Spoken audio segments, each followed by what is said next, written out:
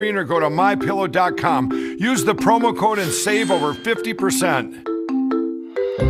For the best night's sleep in the whole wide world, visit mypillow.com. Looking for vision care during retirement? Take a second look. Ready, Daddy? When it matters most. Thank you, VSP. VSP Individual Vision Plans offers vision coverage you can buy on your own. Because retirement means life's most important moments are yet to be seen. Go to vspdirect.com to see better for life for less.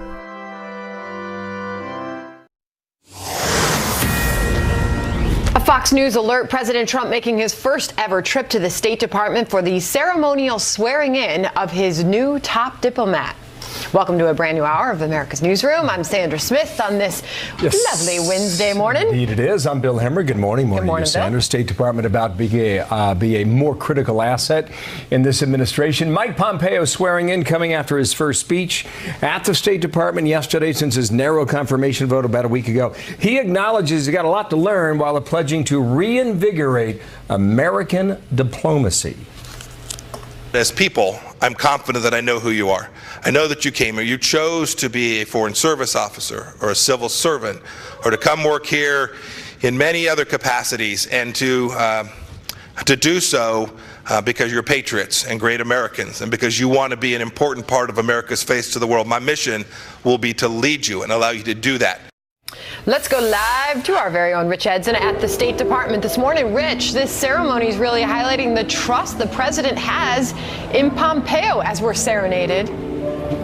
Yeah, a little harp music downstairs. It might be for the president or it might be for something else. Things happen here all the time. So what you've got basically here is the president of the United States is coming to Mike Pompeo's office. The last time the president of the United States did one of these for a Secretary of State, it was for then Secretary Rex Tillerson. That swearing in took place at the White House in the Oval Office in February of 2017. Secretary of State Mike Pompeo's supporters say that this relationship with the president demonstrates that he will speak for President Trump as he engages overseas. Secretary Tillerson sometimes found himself at odds with the president on policy. Pompeo has already had his first trip as secretary. Last week, Supreme Court Justice Sam Alito officially swore in Pompeo. Less than 2 hours later, he was on a plane to Belgium and then to Saudi Arabia, Israel, and Jordan. Now, President Trump is scheduled to speak at this ceremony. It's upstairs in the Ben Franklin reception room. The State Department is basically several floors of typical government building. On top or below, there's these like very ornate reception rooms upstairs. So it'll take place in one of those rooms. We also expect that Gina Haspel will be on hand for this. She's the person that the president has chosen to follow Mike Pompeo as CIA director. Sandra. A very important moment. And Pompeo says he wants to spend less time upstairs, we hear, in that building, Rich. Right. Yeah, he was talking about the 7th floor, and that's where the secretary's offices and the executive suites are here at the State Department. He says he wants to get to know a lot more of the State Department employees here, engage with them, work with them, and really help them try to enable them to execute President Trump's foreign policy. Diplomats here criticized his predecessor, Secretary of State Tillerson, for cutting out much of the staff here. He also led an unpopular redesign that included a reduction in staff. So there is optimism here that Pompeo will reverse much of that and also work better with the White House to try to get some nominees to fill the many senior vacancies that are still here at the State Department, Sandra. All right, Rich Edson, I think we're going to schedule music for all your future hits. It's nice, right? You know? It's all right. We appreciate it. Come on, Bill. Thanks, Rich. Good stuff. Thank you, Rich. Deputy AG Rod Rosenstein firing back. House Republicans threaten him with impeachment. There have been people who have been making threats privately and publicly against me for quite some time. And I think they should understand by now the Department of Justice is not going to be extorted. We're going to do what's required by the rule of law. And any kind of threats that anybody makes are not going to affect the way we do our job. We have a responsibility, and we take an oath. That's the whole point. Very interesting comments. Chief Intelligence Correspondent Catherine Harris live in D.C. Catherine, good day to you. What's the reaction been to those comments from yesterday? Well, thanks, Bill, and good morning. The chairman of the Freedom Caucus responded with a statement and took to Twitter saying no one signed the articles of impeachment because it was a draft document. The deputy attorney general is wrong to think members are pleased with his professional work. If he believes being asked to do his job is extortion, Congressman Meadows writes, then Rod Rosenstein should step aside and allow us to find a new deputy attorney general, preferably one who is interested in transparency. House Democrats say the Freedom Caucus is guilty of overreach because many of the documents they want from the FBI and Justice Department are central to the ongoing special counsel investigation led by Robert Mueller and can't be shared. And this morning, the senior Democrat in the House Judiciary Committee warned that removing Rosenstein would derail or paralyze the Russia probe. If he were fired and someone else put in, they could throttle the investigation without even knowing about it. The new person could fire Mueller, that we know about, or he could simply say to Mueller, don't look at this, don't look at that, because he completely controls the investigations. He could either fire Mueller by the guillotine or put a straitjacket on him. But House Republicans emphasized that it has taken the threat of legal action to get records that show the FBI and Justice Departments deviated significantly from standard procedures when they sought and obtained a surveillance warrant for a Trump campaign aid bill. House Republicans want new records on the Comey memos, right? What have we not seen? Well, this is a significant development because the House Oversight and Judiciary Committees want specifics on how many people got copies of the Comey memos, and as you know, some contain classified information. As Fox News first reported, the Columbia law professor who leaked contents to the media was actually a special government employee for the FBI doing special projects for Director Comey. Congressional investigators tell Fox News they question whether the memos were shared with at least one more person beyond Professor Richmond of Columbia University, former U.S. Attorney Patrick Fitzgerald, and David Kelly. Both Kelly and Fitzgerald are now acting as Comey's attorneys. What's key in the Fox interview with Bret Baier is that Comey admitted that once he was alerted by the FBI there was classified information in those memos, all three men returned the memos, and that on its face would fit the definition of a classified leak or a classified spill of information, Bill. Well, Catherine, thank you. More to come You're on welcome. that. Catherine Hedge. For more on all this, let's bring in Guy Benson, political editor of townhall.com and a Fox News contributor, and he joins us on set. Guy, good morning to you. Good to be here. Thanks for having me. So first up, is this threat real? Well, I think what you're seeing from the House Freedom Caucus is an attempt to step up pressure on Rosenstein to get documents that they've been asking for, demanding for a long time. And so this might be their way of sort of lighting a fire under the DOJ a little bit, saying, if you continue not to comply with what we are asking for, we have tools at our disposal to remove you from office.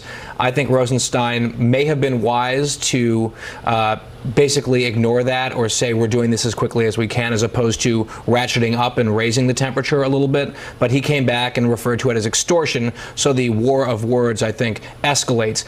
What's interesting is a lot of the media seems to be framing this whole dispute as sort of warfare over Mueller and trying to get rid of Rosenstein, potentially doing Trump's bidding, given that the chairman of that caucus is so close with Trump.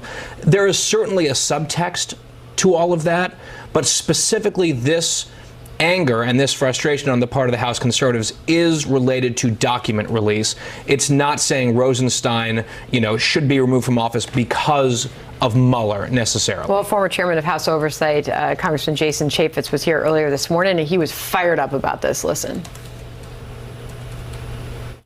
And for him to say that Congress is going to extort him by exercising their constitutional responsibility means to me he needs to go brush up on the Constitution. Boy. This deep state doesn't want to be exposed. They don't want to turn over the documents. The Oversight Committee was founded in 1814. There is case law throughout that says, yes, they will provide those documents. What do you think about that? Well, clearly there is a constitutional role for Congress to provide oversight to the executive branch. That's true. I think it might be a stretch for some to cast Rod Rosenstein, a Trump appointee, as the deep state, who was not there during most of this controversy that we're dealing with, at least back in the 2016 election, because Trump wasn't president yet. I think that what we're seeing now is just a lot of partisan infighting and anger and frustration as the Mueller probe drags on and on. People, I think, on all sides want a resolution. There doesn't seem to be a clear resolution in sight. And so people are trying to figure out what's the best way sort of to jockey ahead of this. Well, based on his reaction here, you talk about, House Republicans doing this to sort of light a fire in him as he's been dragging his feet on producing these documents. It looks like maybe that could backfire. Do you think?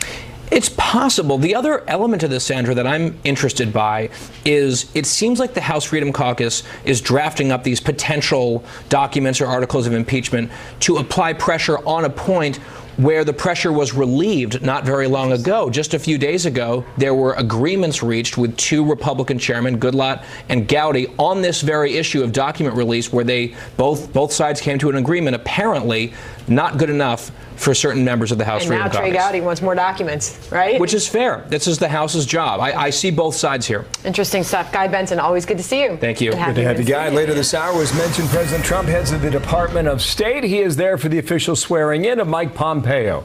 There are major diplomatic challenges on the horizon all over the world. So what is the biggest job ahead? Plus, President Trump's legal team bracing for the possibility that Robert Mueller could subpoena the president. Alan Dershowitz on what this would mean for the direction of Mueller's investigation. Also, the migrant caravan seeking asylum is still at the border as the vice president makes a visit and blasts what he calls weak immigration laws in America. One border governor firing back. That is next, right here. These people, particularly vulnerable families with small children, these people are victims. They're victims being exploited by open border political activists in an agenda-driven media.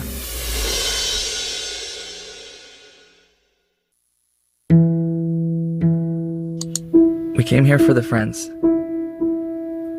And we got to know the friends of our friends. Then our old friends from middle school, our mom, our ex, and our boss joined forces to wish us happy birthday. And we discovered our uncle used to play in a band, and realized he was young once too.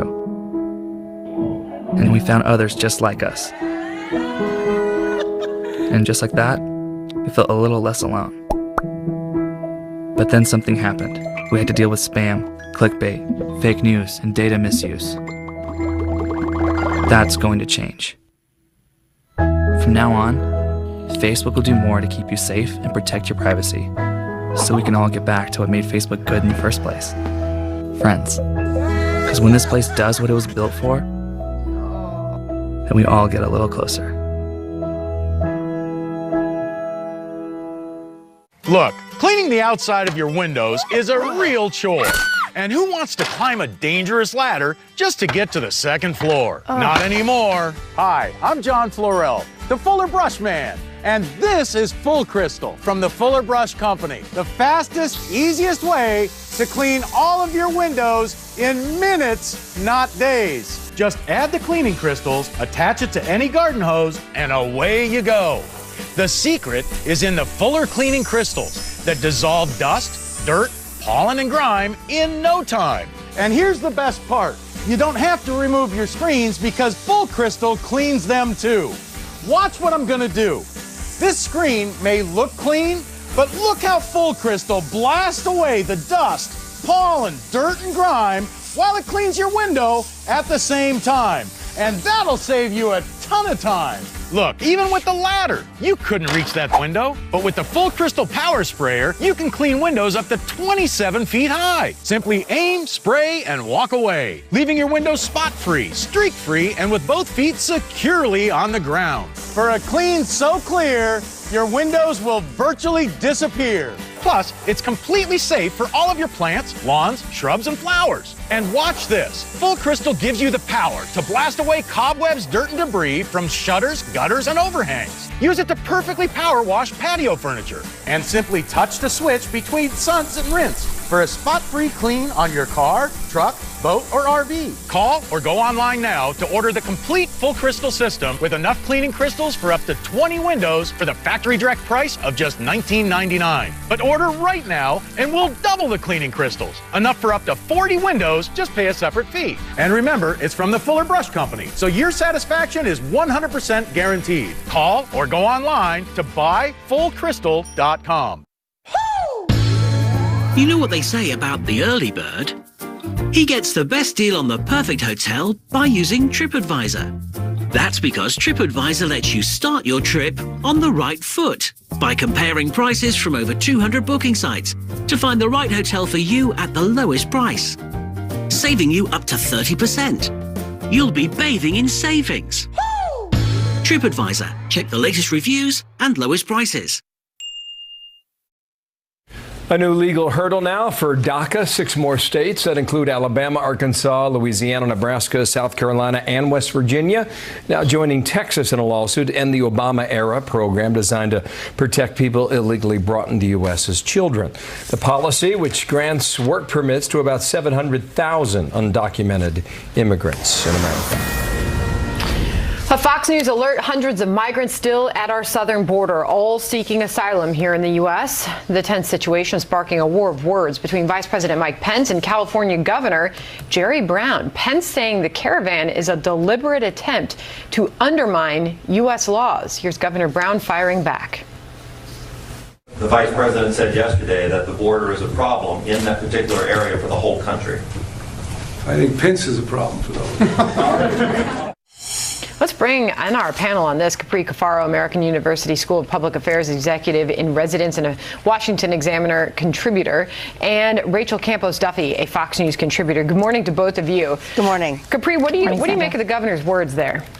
Look, I think that, this feud, this war of words, as you say, Sandra, between Governor Brown and Vice President Pence is really just a reflection and indicative of kind of a chasm between the ideologies of Democrats and Republicans. This is not breaking news. Governor Jerry Brown of California has, joined suit, for example, to fight back and try to restore the Trump-era policies to get rid of the environmental emission standards on cars. He's fighting back against Vice President Pence's views, for example, on LGBT rights, on evolution, and a whole host of other things. So, I think that, obviously Governor Brown has issues with the views of Vice President Pence. But I do want to say one more thing about this. California has always been probably left of center of the rest of the country, for lack of a better term. And we have to remember that the United States is based on a federalist system, and the 10th Amendment of the United States Constitution empowers our individual states to have a lot of rights. So, local control and advocating at the local level is a fundamental cornerstone of American democracy. Let me give Rachel a chance to respond.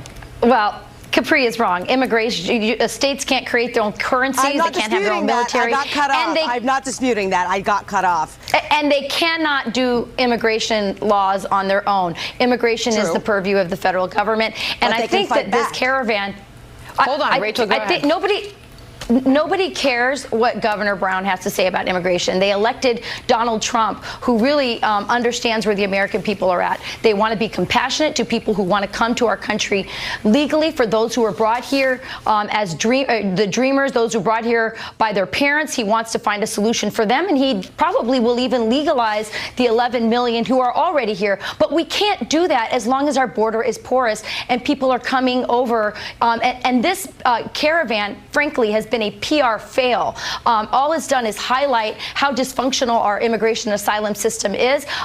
The migrants waving Honduran flags and singing the Honduran national anthem isn't helping and doesn't create sympathy among Americans who truly want to be compassionate to those who want to come here and live a better life and be Americans and do it the right way. I will say this, Sandra, it's interesting. You have Pompeo today being sworn in. Latin America has been absolutely neglected by the Obama administration.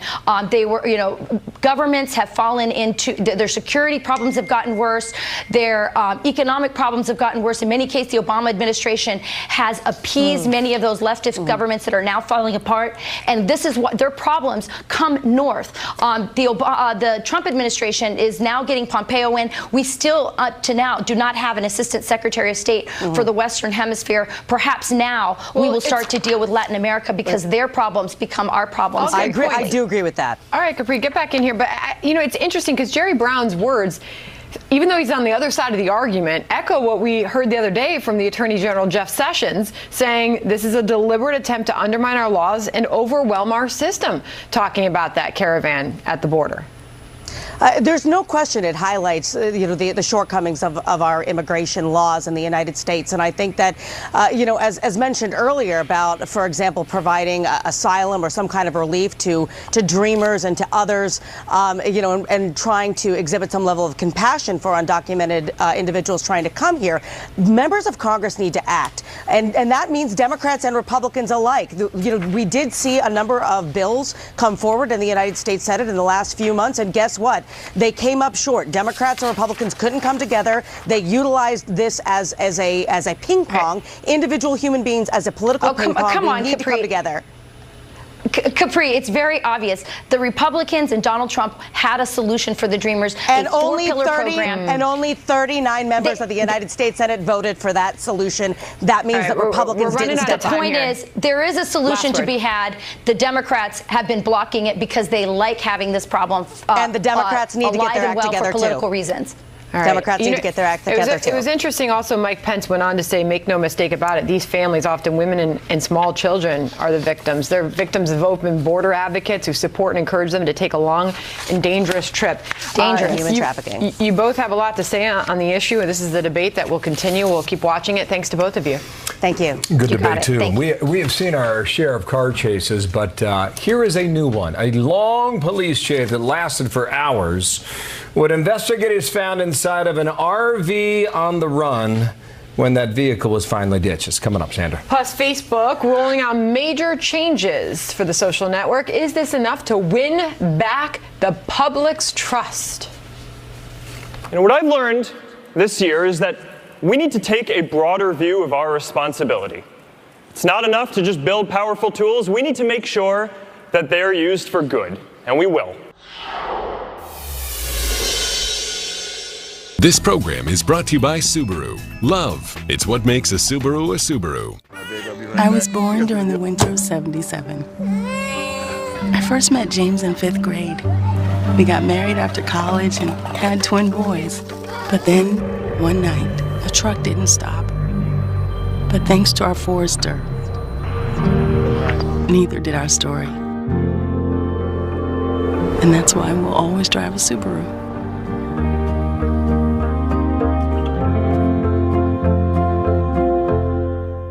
Attention! The chronic myeloid leukemia drug Tasigna has been reported to be associated with atherosclerosis, which causes a thickening or blocking of the arteries. This can cause coronary artery disease, peripheral artery disease, aortic or carotid occlusion, heart attack, stroke, or death. Conditions caused by Tasigna can also lead to infections, tissue death, limb amputation, or gangrene. Tasigna users who have any of these conditions need to call this number, 800-800-2828. We are Parker Wakeman, and we can help. Call 800-800-2828. America is getting back to work again. But with world economies so closely tied together, we can't afford another financial collapse, which is why I buy gold from Roslyn Capital. Hi, I'm William Devane. And to protect myself from trade wars, runaway inflation, and ever-devaluing paper money, I buy gold from Roslyn Capital because it protects the value of my assets. Whether you want bars, bullion, or premium coins, Roslyn has them all. We can't control what happens in the world, but we can control how we protect our portfolio. I say it's time we return to the America I know, and there's no better way than buying gold and silver from Roslyn Capital. So ask yourself, are you safe? Call now for your free gold, silver, and IRA transfer kits. And for a limited time, Roslyn is offering a $1,000 discount free to qualifying new customers. Call 800-630-8900, 800-630-8900.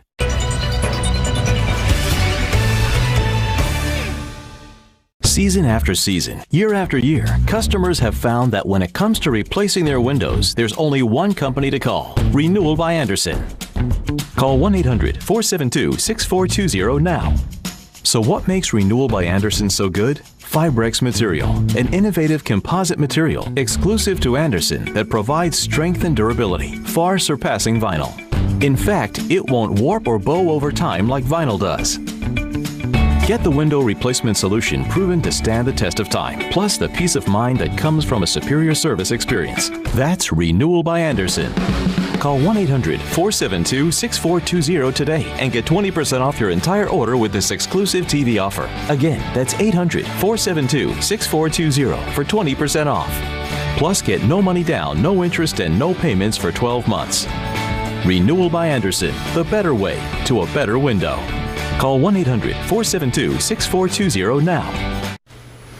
A paroled sex offender on the run after leading police on a 100-mile chase in a motorhome with his 2 young children inside. It all began when detectives tried to arrest the suspect in Los Angeles.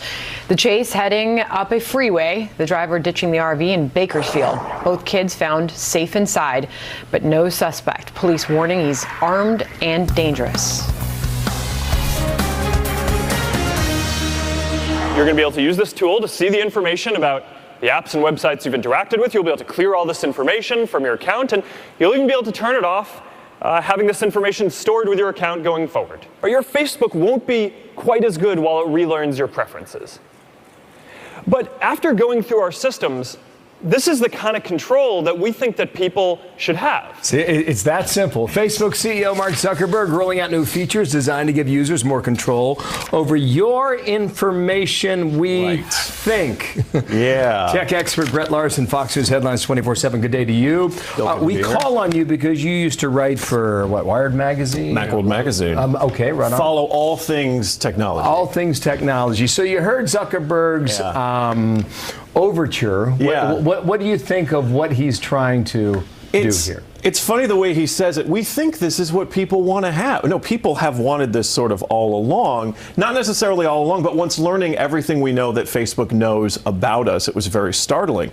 Sitting and listening to Mark Zuckerberg talking on Capitol Hill to our congressional leaders, it was more startling to hear what our congressional leaders don't know and understand about technology, but a little worrisome what Facebook founder was saying about, yeah, we're going to look into that. I take the other side of that testimony. I think some of the questions were rather revealing. They were absolutely because they were very simple, and they're like, yeah, okay, should try and answer that. Yeah. But specifically, Facebook is going to do what with your search history? So they're going to take everything that you've sort of built in your time of being on Facebook, your sort of Facebook fingerprint, if you will, and they're going to let you wipe that out and say, all right, we're going to let you delete all this data, and now advertising might not be as targeted, things might not be as specific. Anecdotally, I've spoken with digital marketers who say, well, this is a little bit of a concern. The benefit of Facebook has always been you can target people on a very granular level. You can target people in a specific neighborhood. You can target people that like specific sports teams, but maybe only specific players on those teams. And this sort of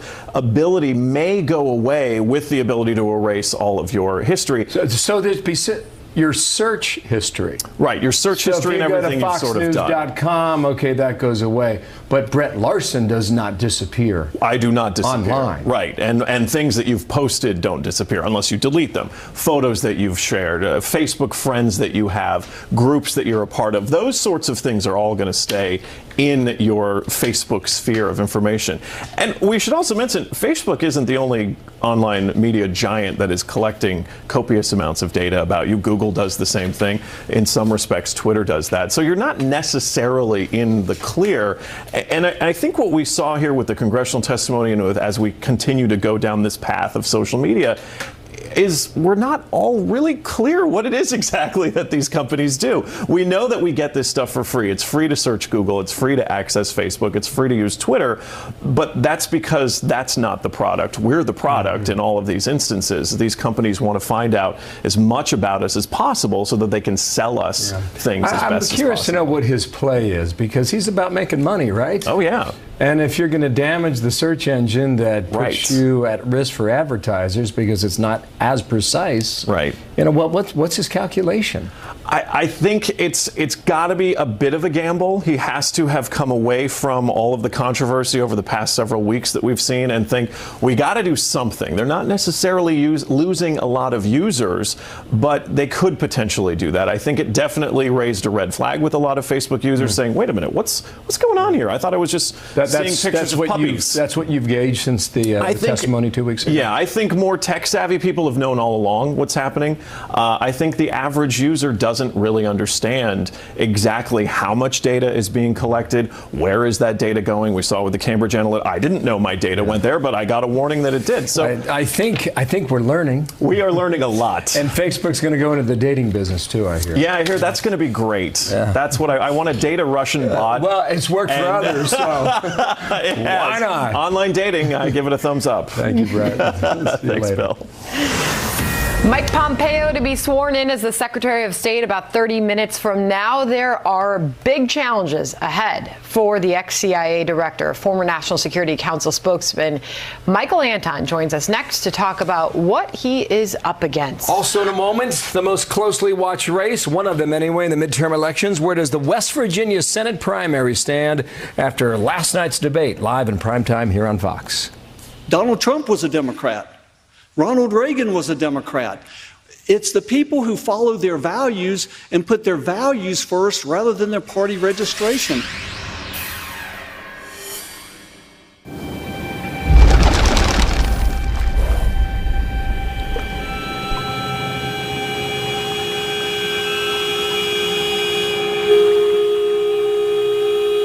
Jane, this is Jim from OnStar. I've contacted help and they're on their way. Okay. Don't worry, I'm going to stay with you until help arrives. Thank you. Dear, it just came out of nowhere. You know what I'm thinking? Why not use it? I mean, we're talking about $6 trillion here. That's a whole lot of cash out there people are just sitting on. Many older Americans are in a tough spot right now. They just don't have enough savings to get by. It's their biggest concern. They could be our family, our friends. And then there's that $6 trillion. That's the amount retired homeowners have already paid into their homes. It comes down to an average of more than $200,000 per senior household. So, why not use a reverse mortgage loan to access that equity?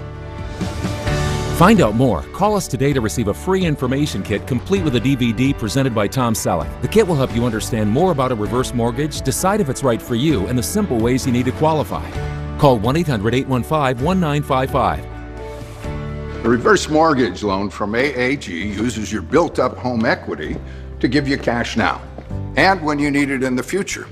Pay it back when it works for you or in one lump sum when you leave the home. Call now for a free, no-obligation information kit to find out how a reverse mortgage loan can pay for living expenses, medical bills, even credit card bills. Call 1-800-815-1955. I know what you're thinking. Why me? And why AAG?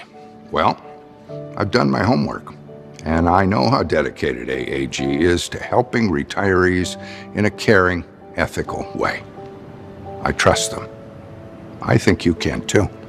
If you're 62 or older and own your home, the info kit will show you how to access your home's equity to give you cash when you need it. It'll eliminate those monthly mortgage payments and give you the extra money to renovate the home or pay off bills. Call 1-800-815-1955. New Olay Whips. Powerful skincare. Now light as air. A breakthrough moisturizer. Whipped for instant absorption. Feel a light as air finish in a flash. New Olay Whips. Ageless. You might take something for your heart or joints, but do you take something for your brain? With an ingredient originally found in jellyfish, Prevagen is the #1 selling brain health supplement in drugstores nationwide. Prevagen, the name to remember. I talked about getting back our swagger, and I'll fill in what I mean by that. But it's important.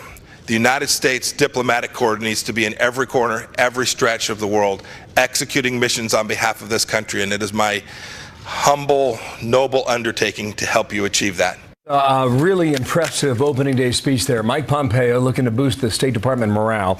He will be sworn in later this hour. That ceremony coming in the midst of some major foreign policy challenges.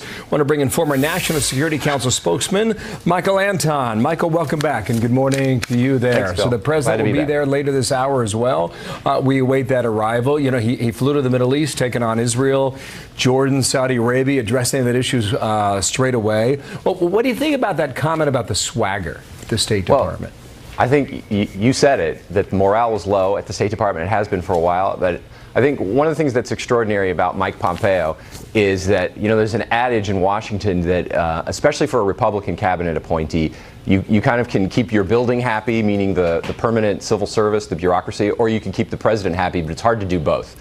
He managed to do both at the CIA, which is a very impressive feat. He was popular with the rank and file. He was popular with the career people there, the career leadership. And obviously he maintained and even increased the confidence of the president throughout that, which I think he'll be able to do. If anybody's able to do it, he'll be able to do it at the State Department. And that's clearly his intention, to rebuild morale, to reconnect the 7th floor, the leadership floor of the State Department with the rest of the building, all the while maintaining the confidence of the president and executing the president's policies and agenda. Listen, I really like what he had to say yesterday. I don't know if it was me or if you felt the same way. What is it about him that draws people to him, do you think? There's so many things about him. First of all, he's just a very personable guy. I mean, he's just a great guy to be around, to talk to hang out with. He's obviously extremely smart, extremely accomplished, and very capable. But he doesn't come off, as a know-it-all or as someone whose smarts and expertise is irritating. It just all comes off as a very kind of regular, friendly guy way, while that underlying competence and confidence is still there. Yeah, very interesting. Listen, he went to Pyongyang. And now we'll see him with the president. You've got this Iran nuclear deal hanging out there, and here's the photo from that trip. Easter weekend it was, 2 weeks ago. What do they do on Iran? Pompeo doesn't like it. Trump doesn't like it. Netanyahu doesn't like it. And whatever decision they make, what comes next? Well, look, one of the things that I learned for working in the administration for as long as I did is that when the president says he hasn't made up his mind about a particular decision, he's telling the truth. So he has said he doesn't yet know what he's going to do. Nobody knows what he's going to do. He has until May 12th. My expectation would be he's not going to announce a decision to the world until, May 12th, May 11th maybe. We know he hates the deal. We now know, because of that Israeli revelation a few days ago, that Iran's denial that they ever had a nuclear program, which I personally never believed. I doubt Mike Pompeo ever believed it either. But now it's just blown up. There's no possible way the Iranians could claim that, or any defender of the deal could claim that they never had a nuclear program and that this deal was undertaken under legitimate premises. That doesn't necessarily determine what the president will do on May 12th. I think that will be determined in part by what he sees from our European allies. If he sees a really good faith effort to put some strong teeth in a follow-on agreement, he may yet decide to stay in. I would say, given his intense dislike of the deal and the terms of the deal, it's more likely than not that he won't. But when he says he hasn't made up his mind, people should believe him. He's telling the truth. He hasn't made up his mind. I sense a 30-day extension to let the European allies try and figure out some sort of negotiating. We'll see whether or not that's the case. At the UN, Ben Avansky, our producer there in the East River, he talks about a report that found that UN member states voted with the United States only 31% of the time last year on these resolutions of the UN General Assembly. That's down 10% from the year prior. 31% is paltry. Nikki Haley firing back. This is what she said. Either way, this is not an acceptable return on our investment. When we arrived at the UN last year, we said we would be taking names, and this list of voting records speaks for itself. I imagine you've got something to say about that, Michael. I've been a UN skeptic pretty much my whole career. It's interesting to me, too. You go back, Dean Acheson, Secretary of State under President Truman and one of the architects of the post-World War II order that created, among other institutions, the UN, used to joke that he had nothing to do with that. You don't blame him. The UN, one of the things that's supposed to make the UN more effective is, of course, the Security Council, which takes the major decisions out of the General Assembly into a smaller grouping. But even that, you have fundamental problems there with the adversaries of America consistently vetoing or blocking resolutions. And the General Assembly, this is not a new problem. I mean, this is a problem that goes back decades. The General Assembly, throughout the Cold War, was either non-aligned, meaning neutral between the struggle between freedom and tyranny, or it openly sided with the Soviet Union and other of America's enemies. So I'm glad to see the administration and our UN ambassador taking on this problem, but it's a deeply rooted problem in an institution that really has never worked the way it was designed to work. Well, you pay for 22% of the budget, the UN, the U.S. does too, so there's that. Michael, I hope you come back. There's a lot more to discuss. Appreciate your insight. Thank you. Michael Anton, thank you, in D.C. 3 Republican contenders hoping to unseat West Virginia Senator Joe Manchin facing off in a debate last night right here on the Fox News channel. Each candidate looking to separate himself from the others. I was the only one on that stage who took on Obama overreach. One guy decided to move to Nevada. The other guy was on the Barack Obama team. I think that presents a very good contrast. Peter Ducey is live from Morgantown, West Virginia, with a recap of a fiery debate last night. Peter? Sandra, at one point, the former coal baron Don Blankenship turned his recent jail time into a punchline with an answer to a question about whether or not he would vote as a senator to protect the special counsel Robert Mueller. I had a little personal experience with the Department of Justice.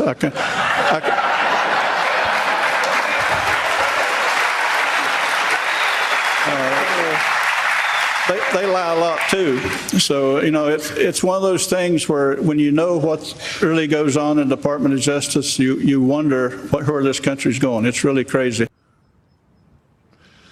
Blankenship is giving Republicans allied with GOP leadership a lot of heartburn. They're worried that his conviction on a misdemeanor for conspiring to violate mine safety laws would surely mean a loss to the vulnerable Democratic Senator Joe Manchin in the fall. That is why a Mitch McConnell-linked super PAC is spending millions against Blankenship, and there's clearly no love lost between the Senate Majority Leader and the candidate, Blankenship. If you would, please raise your hand if you would support Mitch McConnell for Republican leader in the Senate. He hasn't asked.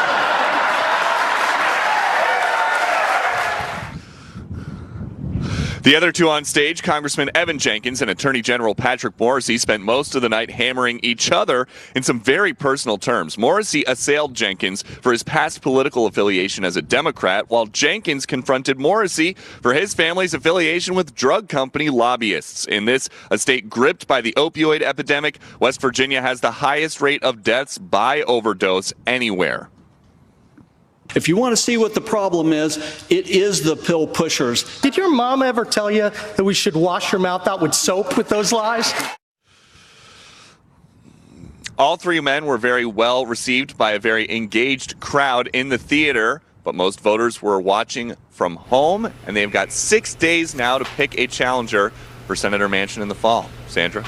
Good stuff. We'll be watching the next few days. Going to get interesting. Peter Ducey, thank you. Also in minutes, we will see the president leave for the Department of State. This morning is the ceremonial swearing in for the new Secretary of State, Mike Pompeo. We'll have that live for you coming up. Plus, Special Counsel Robert Mueller with a warning for the president's legal team.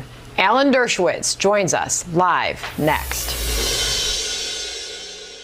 Do you know which investment could be your best performer this year? Stocks, real estate, bonds? None of the above. It's silver. It's trending higher. And if silver returns to its all-time high, that's over a 200% increase. Call now to get this free report. First-time callers also get this free 1-gram silver bar. If I could only invest in one thing, it'd be silver. Silver is running out. It's in short supply. It is one of the greatest investments you could have right now. Call Lear Capital for your free report, Sky High Silver, and get the indicator that over the past 40 years has accurately predicted silver increases of 200% or more. Don't wait. Call now to get the report and ask how you can get up to $2,000 in free silver in your hand or in your IRA. This offer ends soon. Call 1-800-927-2400. 1-800-927-2400. That's 1-800-927-2400.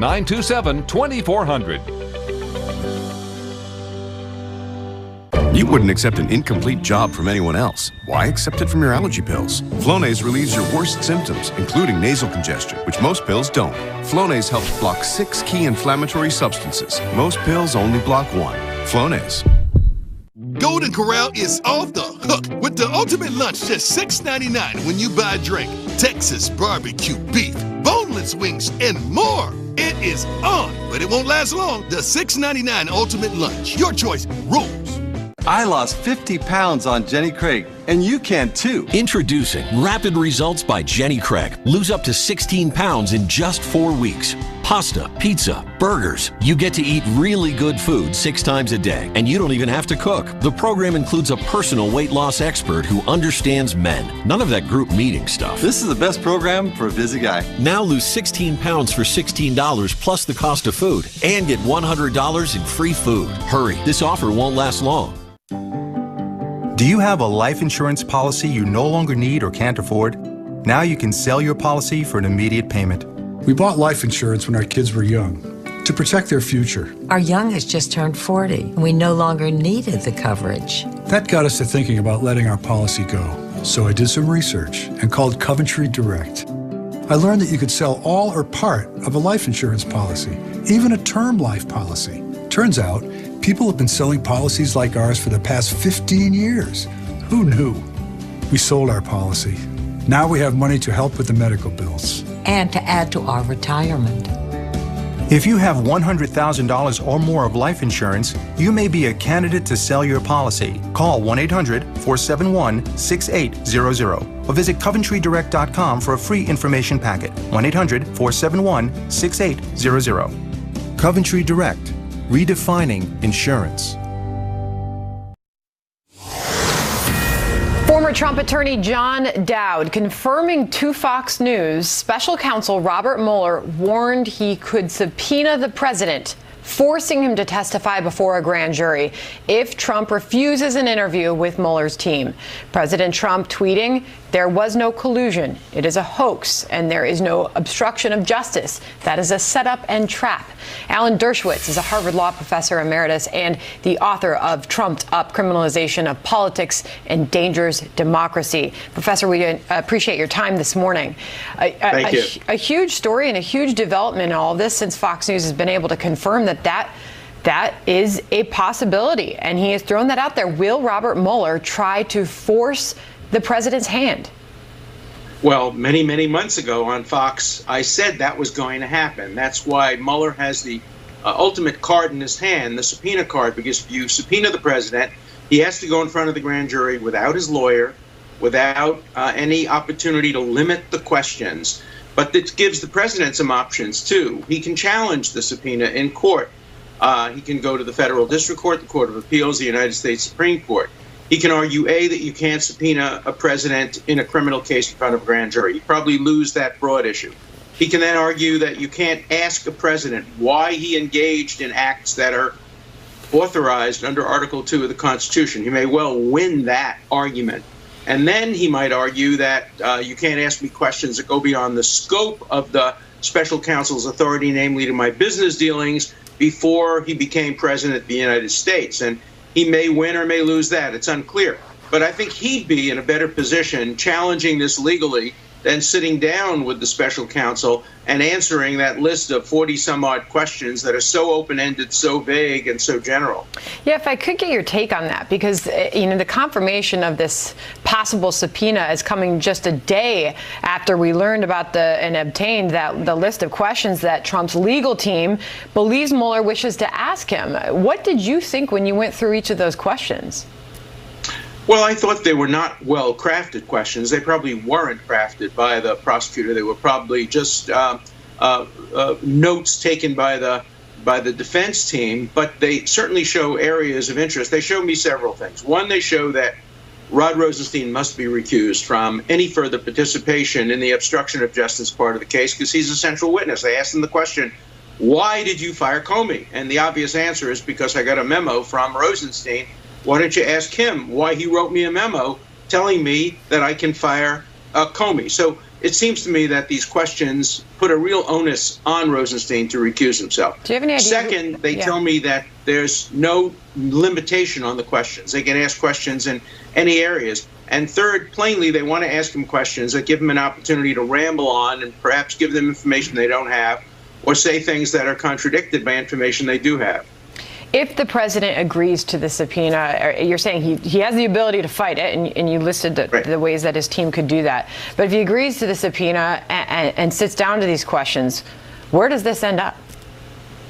Well, it depends on what he answers. I mean, I think if I were the president's lawyer, and I'm not, let me be very clear about that, I would take advantage of these questions, and I would submit answers in writing to almost all of them, and then make objections to the others based on Article 2 of the Constitution.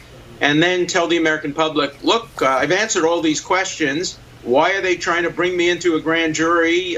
This interferes with my right to govern. And I think he would be in a better position politically and perhaps even legally if he were to provide answers to the questions. Remember, one of the reasons they want to hold him in front of the grand jury or ask him questions is because they want to see if he's going to lie. This is a perjury trap in some ways. And it's not a proper role of the grand jury to set perjury traps for subjects of criminal prosecutions. The role of the grand jury is to obtain information they don't already have, not to give the subject an opportunity to lie about answers that they do already have. I want to go back to, initially the report out that the idea of a subpoena was floated by Mueller in this meeting. John Dowd was there. He was then the president's lead attorney. He apparently retorted, quote, "This isn't some game. You are screwing with the work of the President of the United States." And as we know, Dowd went on to resign as the president's lead lawyer just weeks later. Yeah.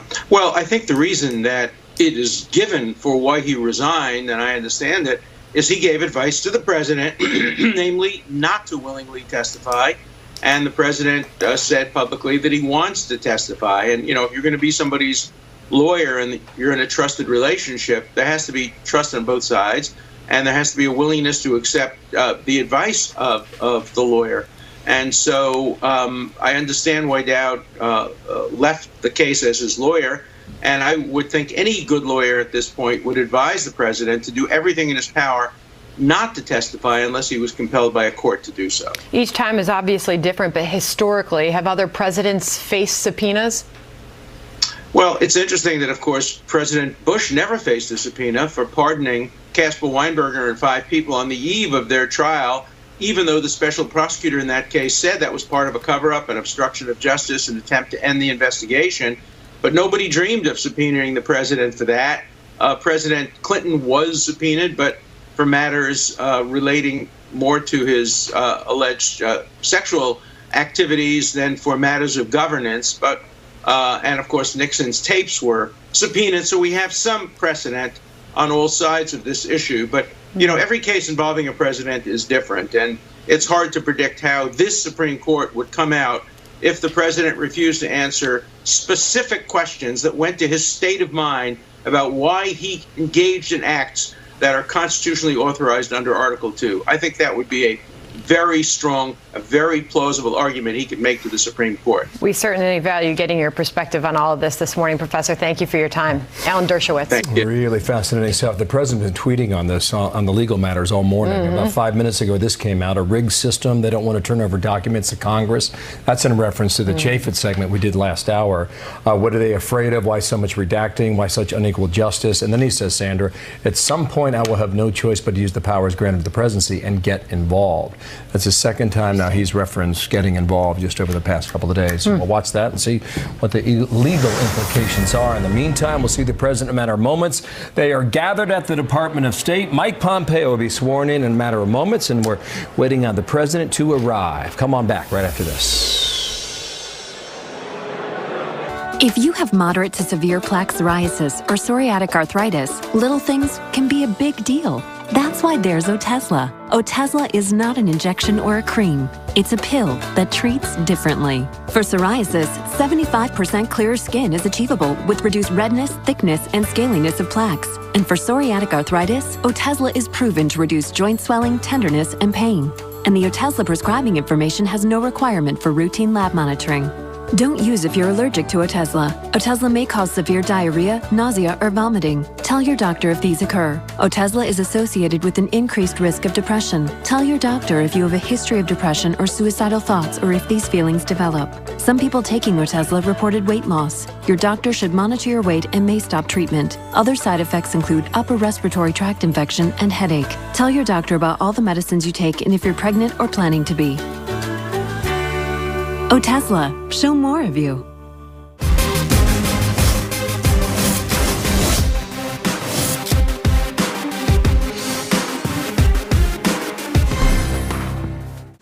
So, how many of us feel completely confident in our financial future? Nobody, right? Well, that's not uncommon. So, what worries you about your financial future? Let's hear some specifics.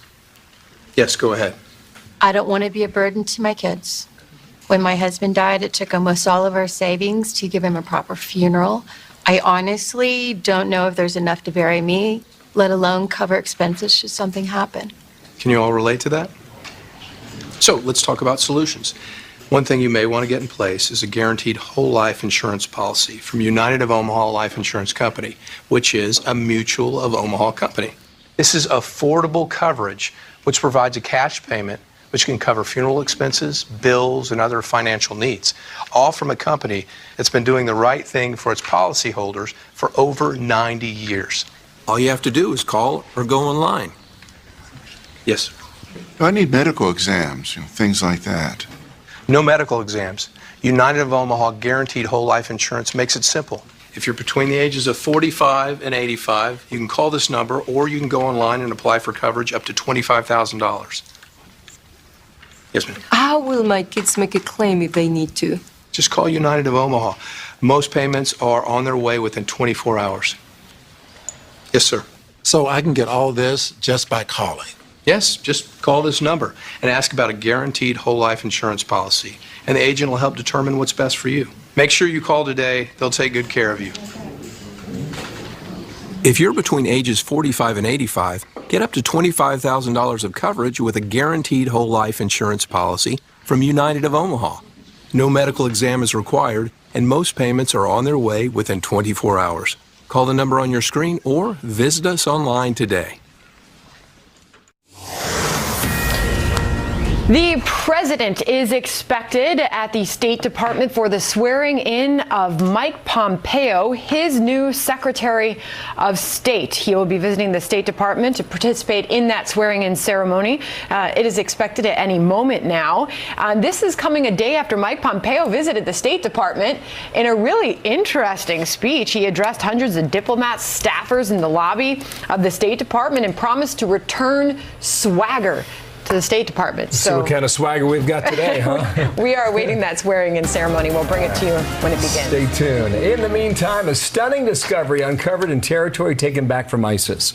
Archaeologists unearthing the site of an ancient Christian church they believe goes back to the Roman Empire. Chief Religion Correspondent Lauren Green's got that story live in our newsroom here in New York. Lauren, good morning. Hey, Bill. Well, it was an ISIS-controlled area for more than 2 years.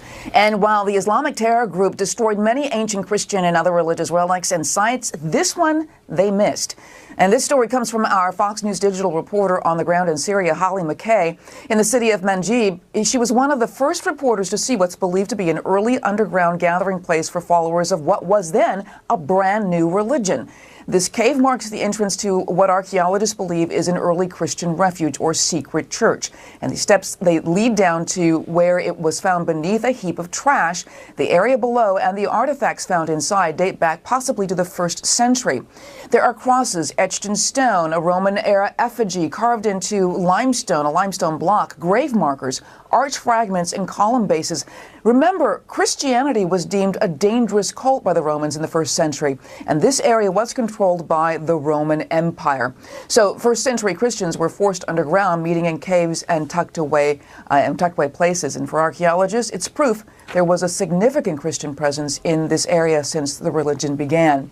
And for many Christians in the area, history is repeating itself as ISIS continues what the early Roman Empire began, persecuting Christians.